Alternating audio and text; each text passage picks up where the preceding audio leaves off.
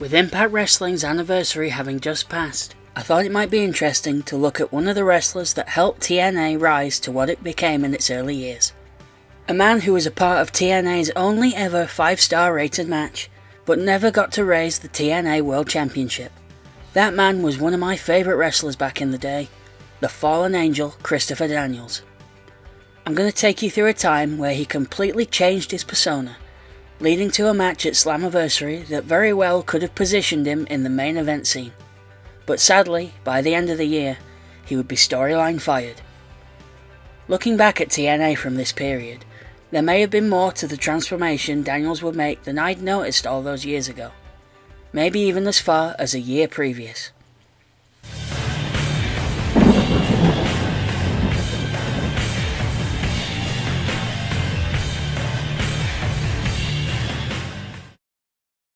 Throughout the early 2000s, Christopher Daniels and his real-life friend AJ Styles had travelled the world wrestling each other. Promoters all over wanted to book the special match they'd heard about and bring it to their local area. Remember, this is a different time in wrestling. Nowadays, most indie promotions have some kind of streaming presence, but this just wasn't a thing back then. Styles and Daniels had amazing chemistry, and they tore the house down so many times that by the time TNA started pitting them against each other in 2005, they were unstoppable. They and Samoa Joe even had that 5-star match that I mentioned earlier. By early 2006, with 2 rematches of that famous triple threat in the rearview mirror, TNA decided to now team up Styles and Daniels against many fresh opponents in the tag team division. At Slammiversary 2006, AJ Styles and Christopher Daniels would be America's Most Wanted for the NWA tag titles. This would be AJ's 3rd tag title and Daniels' 5th. 1 month previously at Sacrifice, Styles and Daniels had failed to win the titles due to AMW's manager Gail Kim throwing a weapon in for Chris Harris to use. The story going into the rematch was if Gail Kim interrupted again, Styles and Daniels had a plan in store for her. Sure enough, Gail would find herself alone in the ring with the challengers, when a muscular woman would slide into the ring and hit Kim with a chokeslam and remove her from the match. The woman in question for a while would only be referred to as that big Amazon woman, and would serve as an equalizer for Styles and Daniels and go on to have a brief run in TNA. We would later find out that this woman was named Sorelda, for reasons I'm going to let you work out for yourself. As the Knockouts division was around a year away from being created, there weren't that many opponents for Sorelda, and that may be a factor as to why her run was so short. Styles and Daniels would retain the titles at Hard Justice against the fairly new team at the time of Homicide and Hernandez, the Latin American Exchange, led by Conan. In the Border Brawl rematch, which took place on the August 24th Impact, Chris Daniels would be pinned to lose the titles to LAX after Conan hit Daniels off the top rope with a weapon. The first reign of LAX would only last a month though, as Styles and Daniels would regain the titles at No Surrender, in a match stipulation that suited them very well, the first ever Tag Team Ultimate X. In this match, Chris Daniels would perform a crazy looking stunt that could potentially have gone wrong.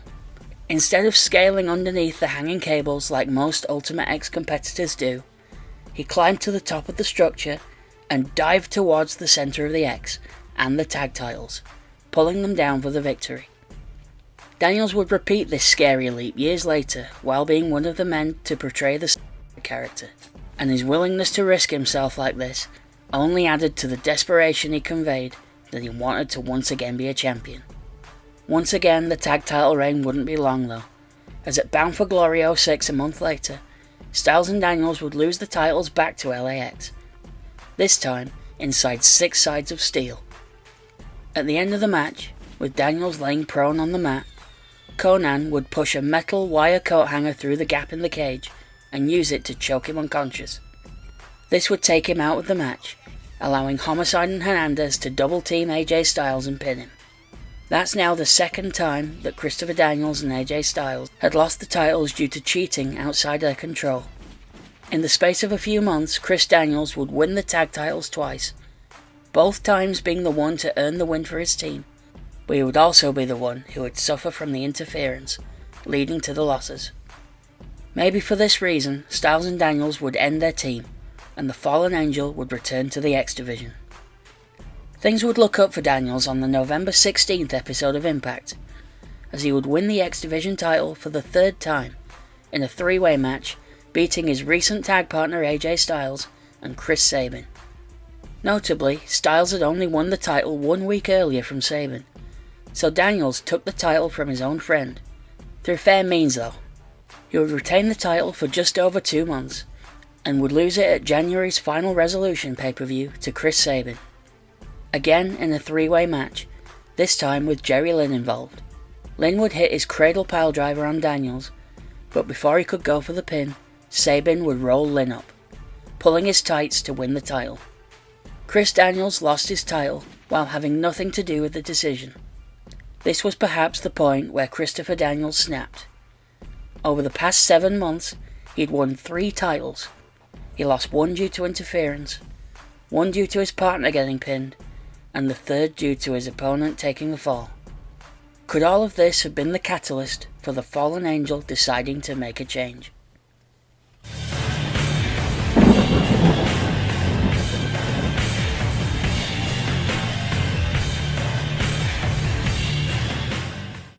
Following Final Resolution in January, Christopher Daniels would disappear from Impact until March. On Impact, videos would air teasing his return, and some sort of change. Daniels would emphasize the recurring line, vowing to sacrifice myself for the sake of what I will become. This line implies Daniels' recent history had led him to reassess his life and career. The next time we would see Christopher Daniels live in the ring would be at Destination X on March 11th, 2007. In a match between Jerry Lynn and Chris Sabin for the X Division title, a familiar looking man wearing a Sting mask would hit ringside, distracting referee Earl Hebner long enough for Sabin to hit a low blow on Lynn and win the match, retaining his title. Post-match, the man would unmask, revealing himself to be Daniels, sporting a new beard and a face painted C around his eye. The only reason I'm not going to slag off the C is because Samoa Joe's tribal penis face paint a while later would be far worse. He would lay out Sabin and pick up the X Division title that he never actually lost, decking Lynn with it, perhaps considering him more responsible for that loss. Daniels would then hit Lynn with his former finisher, the Last Rites, more modernly known as the Crossroads, maybe suggesting a return to his roots as the Fallen Angel. Over the following weeks on Impact, Daniels would repeatedly attack Jerry Lynn, using more hints at an upcoming interaction with Sting, such as the black baseball bat, a long black trench coat, and using the lights going out as a distraction. All of this would lead to a singles match between Daniels and Lynn at Lockdown, where Daniels would win using the Last Rites. Now I vaguely remember this match not meeting my expectations at the time, and Brian Alvarez's Figure 4 Weekly review blames this on them having to follow the famously terrible Chris Harris vs James Storm blindfold match that happened right before this one, and the crowd simply not caring anymore. On the following week's Impact, Daniels would win again, this time in a 4-way match involving Rhino, AJ Styles and Samoa Joe, 2 of his most famous rivals and a former NWA World Champion in Rhino. Daniels would, by the way, enter wearing the Sting mask again, and would win using a Sting-like baseball bat. If you're wondering, by the way, Sting wasn't acknowledging any of this, being involved in his own separate storylines. On the May 10th Impact, days before the next pay-per-view Sacrifice, Kurt Angle, Christian Cage and Sting were being interviewed split screen, kind of like the Mark Henry interviews at the end of Rampage. As the segment starts, Christopher Daniels is seen talking at Sting, who brushes him off and can be heard saying, "Now is not the time." Days later at Sacrifice, not that one, the Steiner one's a year later, Chris Daniels would defeat Rhino early on in the night. He would again enter wearing the Sting mask and carrying the black baseball bat, which Daniels would use with the referee not looking to get the pin. While the match itself is not very special, at the time it felt like Chris Daniels may have been on his way higher up the card, beyond the tag and X divisions, having beaten a former NWA World Champion twice. Post-match though, Rhino would attack Daniels, leaving him bleeding. There would be no further developments with Sting though, as he would be in the main event with Kurt Angle and Christian. Kurt Angle would win that match, leaving Sting's schedule open for the following month's event, Slammiversary. On the May 17th Impact, Daniels would be interviewed by Jeremy Borash. They show the post-match attack by Rhino, and Daniels, rather than seeking revenge, issues an open challenge to a First Blood match, which seems rather daft given that Daniels' wound from the pay-per-view can't have fully healed yet. He cryptically talks about actions and consequences, saying that Sting knows nothing about consequences, even if he won't admit it. Later in the night, Daniels' open challenge is answered by Raven, accompanied by his short-lived group, Serotonin, which is a whole other thing. The match begins with Daniels wielding his bat, but Raven gets one over on him using a cane. Raven looks to end the match very quickly by pulling out a screwdriver from his gear, but misses Daniels and impales it into the turnbuckle padding. Raven would break his cane in half and attempt to use the jagged edge to make Daniels bleed, but it would be Daniels who would do this to Raven, earning the victory.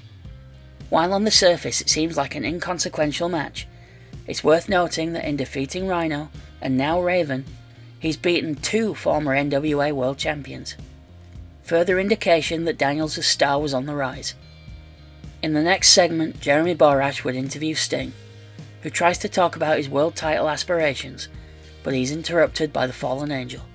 Daniels expresses that he's doing what Sting told him to do, and it's working for him, but Sting is adamant that Daniels seems to have misunderstood him and is not going down the right path. On the May 24th Impact a week later, things would get more serious between the Icon and the Angel, as in the main event, Sting faces Samoa Joe in a qualifier for the King of the Mountain World Title match at Slammiversary. During the match, Christopher Daniels makes his way towards ringside and throws the black bat to Sting to use, but Sting refuses to use it and knocks Daniels off the apron, who retaliates by hitting Sting with the bat, unbeknownst to Samoa Joe, who hits a Samoan drop and pins Sting. On May 31st, Christopher Daniels is set to wrestle Rhino again, but before he even gets to the ring, Sting attacks the Fallen Angel. While we still don't know what was apparently said between these two to start this story, Daniels costing Sting his world title shot is all the information we need to know why Sting is now enraged.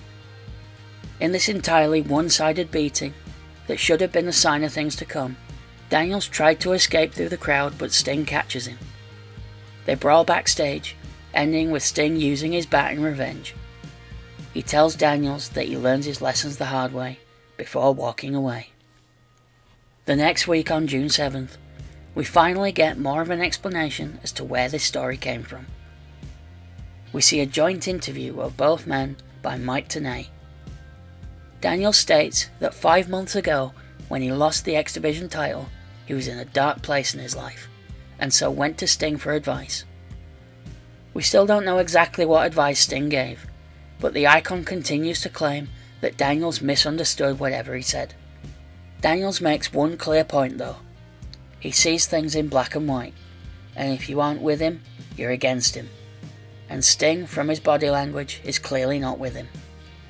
Despite this, Daniels promises to make things right between the two of them, leaving Sting doubtful that that will happen.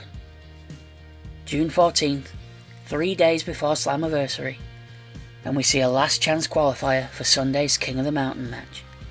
A 6-man tag, where if a participant is pinned, he will be replaced by the person who pinned him. The match was supposed to be AJ Styles, Samoa Joe and Kurt Angle against Sting, Rhino and Tomko. Right before the match, however, Tomko doesn't come out. After his music is played, we see him laid out backstage, giving Sting and Rhino a 2-on-3 handicap. As the match progresses, Christopher Daniels comes out to be the third man to team with Sting and Rhino. How this will be allowed in this match is a whole other argument, as theoretically, if Daniels had managed to pin one of his opponents, he would have managed to weasel his way into the Slammiversary main event. Sting tags in Daniels, who immediately hits Sting with the last rites, allowing Sting to be pinned.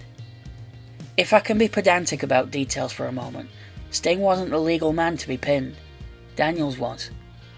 But the point to take away is that Daniels has now cost Sting a world title shot twice. We find out in the music video at the end of the show that a singles match between Daniels and Sting is now official for Slammiversary.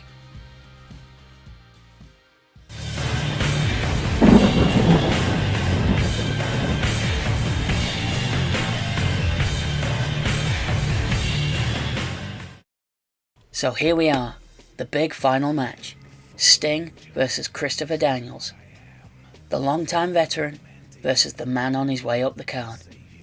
As a fan at the time, I was so excited to see this match between two of my favourite wrestlers of all time. Would that excitement be worth it though? As the fallen angel walks to the ring, Mike TNA explains that Sting went down a similar decline years ago, but Daniels misunderstood the advice Sting gave him. I'm not sure how to feel about this though, given that the decline that Sting suffered was, in his own words, due to alcohol and painkiller addictions that he overcame. I assume that Russo is attempting to tie Sting's Christianity after his recovery to the fallen angel's Christian-inspired yet heel gimmick. Earlier in his career, there were more subtle religious references in Chris Daniels' ring gear. Most obviously, he would walk to the ring wearing a robe that resembled a stole that would often be seen worn by a priest. For maybe the first time since his WCW days, Sting would enter descending from the rafters of the Nashville Municipal Auditorium in front of 3,500 fans. Once the match began, it was all Sting in control. About a minute in, Daniels sends Sting from the apron to the rail on the floor. This could have been a perfect setup for Daniels' trademark Arabian Press moonsault, where he would bounce his legs off the ropes, but Daniels didn't attempt it. To be fair, he later hits it in the ring. Daniels hits Sting with his own Stinger Splash in the corner, but that appears to be his undoing, as Sting doesn't sell it at all. Daniels tries to hit the Angel's wings, which Sting quickly blocks. Daniels counters the Stinger Splash and goes for the last right, but Sting turns it around for a Scorpion Death Drop victory. The total length of the match, 6.5 minutes, and as was a trope for TNA at the time, Sting celebrated for about 5 seconds before we cut to the next thing like it didn't matter. As a massive fan of the Fallen Angel, to say I was disappointed was an understatement. I didn't expect Chris Daniels to win, but I hoped for more of a star-making performance leading to better things. At the following month's Victory Road event, Daniels would win an X Division gauntlet, and would soon reunite with Low Key and primetime Elix Skipper as the group known as Triple X. By Bound for Glory 2007, he would be firmly back in the X Division, losing his title challenge against Jay Lethal. In December 2007, Daniels would win one of the first ever Feast or Fired briefcases, a rubbish version of Money in the Bank where 3 briefcases contained title shots and one had a pink slip in it. Christopher Daniels would be the first recipient of a pink slip, meaning he would be fired from TNA.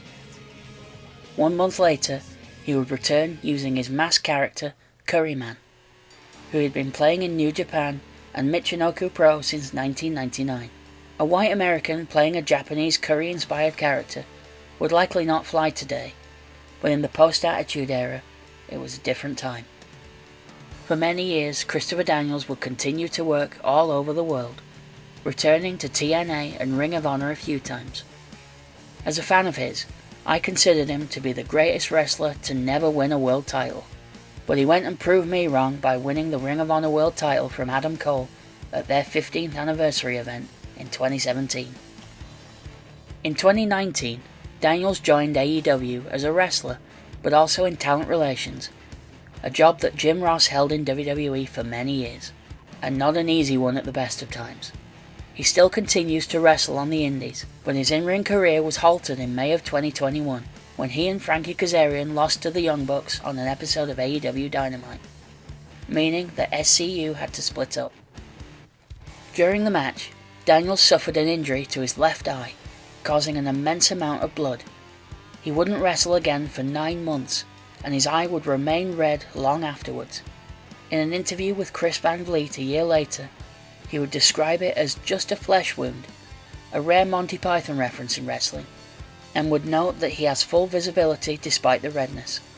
Following his eye injury, he would return to AEW and have a match with another ROH pioneer, Bryan Danielson, on the night Tony Khan announced that he had bought the company, in a fantastic exhibition that Danielson would win. In 2023, Christopher Daniels would be inducted into the GCW Indie Wrestling Hall of Fame, inducted by his longtime friend, Frankie Kazarian. Honestly, no one video could truly capture the legit Hall of Fame career Christopher Daniels had. He wrestled in WWF, WCW, ECW. He broke ground in Ring of Honor, TNA, New Japan, and pretty much every indie worth their salt. I wish he'd gotten the push he should have in TNA, but his career is nothing to be ashamed of. And he still wrestles today, so maybe we might get one last big match from the fallen angel. Thank you for watching yet another wrestling channel. If you enjoyed this, please comment, like or subscribe.